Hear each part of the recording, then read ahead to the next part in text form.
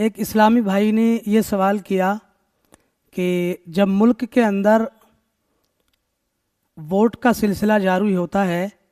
تو ایسی صورت میں ووٹ ڈالنے کے بعد ووٹروں کی انگلیوں پر ایک سیاہ نشان لگایا جاتا ہے،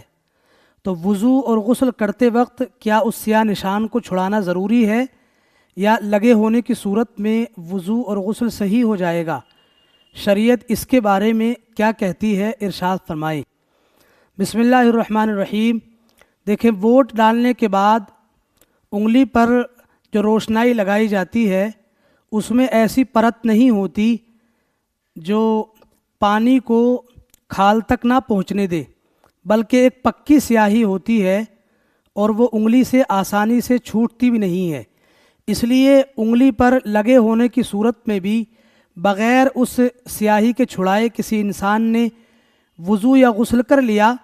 تو وضو اور غسل اس کے دونوں صحیح ہو جائیں گے، جیسا کہ فقیہ اعظم ہند شارح بخاری علامہ شریف الحق امجدی علیہ الرحمہ نے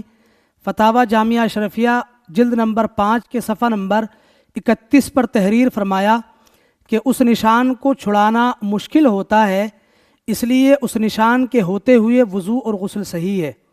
تو خلاصہ جواب یہی کہ ووٹ ڈالنے کے بعد ووٹر کو اپنی انگلی سے وضو اور غسل کرتے وقت اس نشان کا چھڑانا کوئی ضروری نہیں، اس لیے اگر آسانی سے چھٹ جائے تب تو ٹھیک ہے، اگر آسانی سے نہ چھٹ پائے تو اس کو ایسے ہی چھوڑ دیں